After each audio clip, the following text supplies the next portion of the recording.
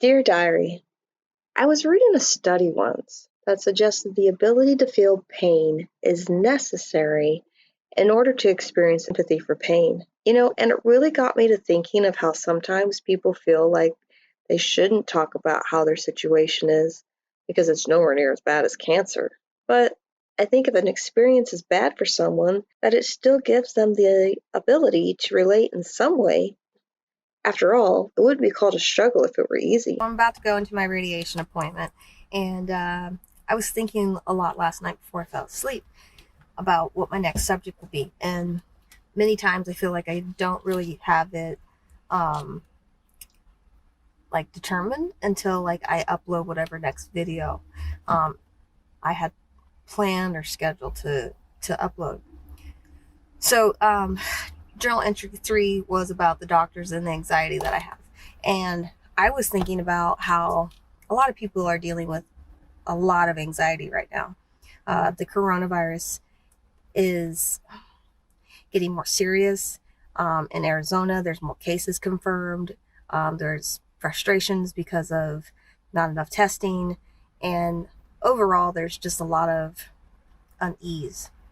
And everyone, literally every person, is affected by this. I don't know a single soul that is not.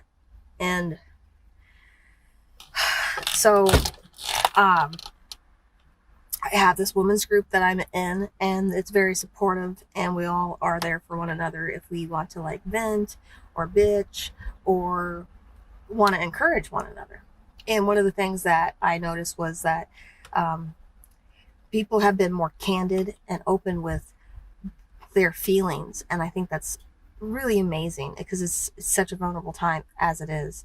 Um, with everything going on, and there's a lot of fear and there's a lot of uncertainty, and it kind of circled back to my own experiences with talking about cancer with other people and how they interact with me, because um, I feel like there's this thing that people feel bad um, because their situation cannot in any shape, way, or form equal up or compare to what it's like for someone else who has cancer.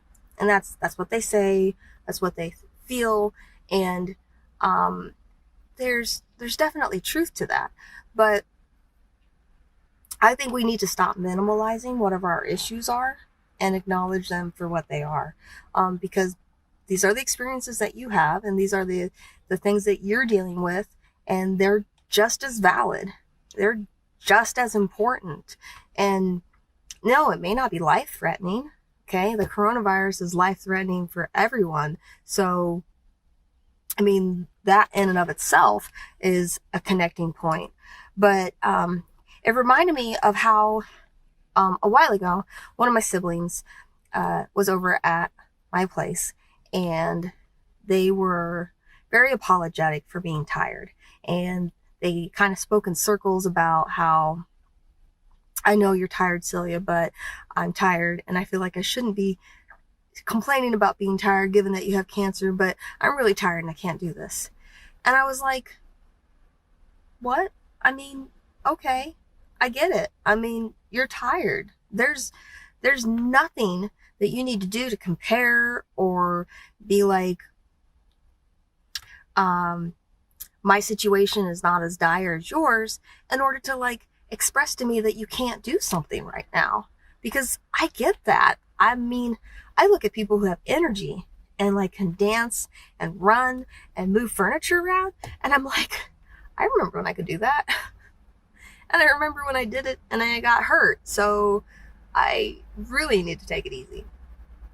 So um, by telling my sibling that it's okay to be tired, they really were like, oh, okay. And then it also reminded me how, like, um, a few years back when I was in the hospital for the major surgery for the remainder of the hysterectomy that I had, um, I was in a very bad place emotionally. I was angry a lot of the time. And I mean, I know you see me angry now, but like, I was pissed. Oh God.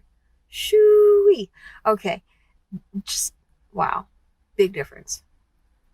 And I was dealing with the loss of the, the organs in my body that were essentially God given for me to be able to carry babies if I wanted to. And now I was no longer going to be able to have those in my body.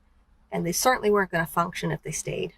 And it would have been detrimental if I kept them.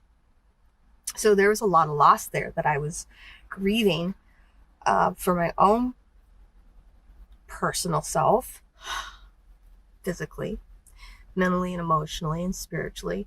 And then tack on the fact that my dad had died 20 days prior at the beginning of November. So I really think that stress was a factor in my case, and it is what contributed to landing me in the hospital 20 days after his death. But it was also probably other things already going on that I maybe hadn't been as aware of.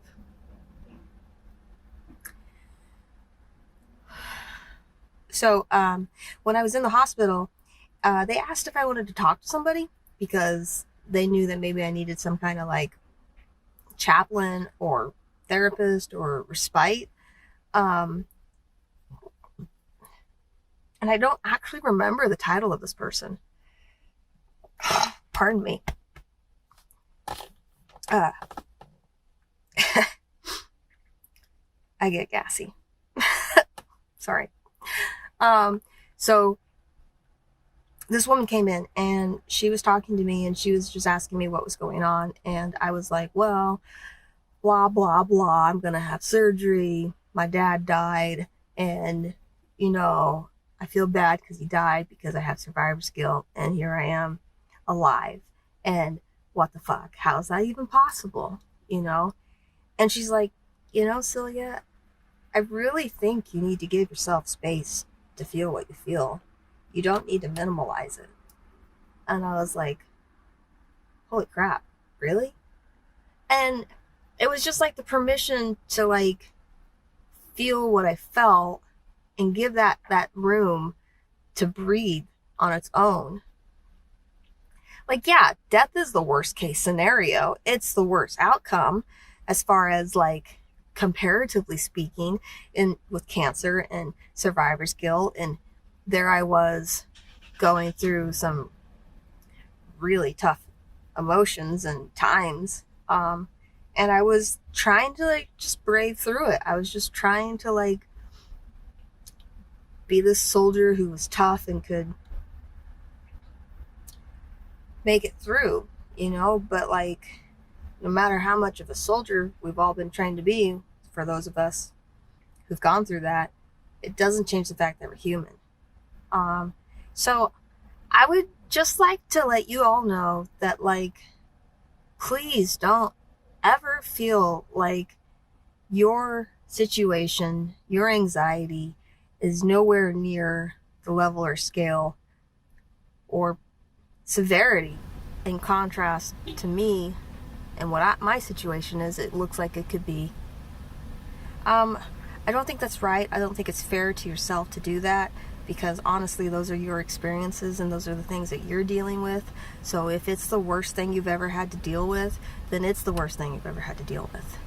And I actually find that it's more empathetic to say, hey, you know, I can't really say I know what it's like for you and your situation, but I can't understand from this perspective. And by coming from that point of having some point to relate from, it really shows that like you know that it sucks. So I hope that you all are encouraged, and that you like these videos, because they're really actually pretty great for me. And I'm glad that I didn't give up when I wanted to give up. If you want to tell me something that you're struggling with, please go ahead and share it. Or if you have a way that you found to cope through all this coronavirus, tell me that too. I've taken up a little bit of baking and rearranging the house within the parameters what I can do. Okay. Tell me what you've done. Bye.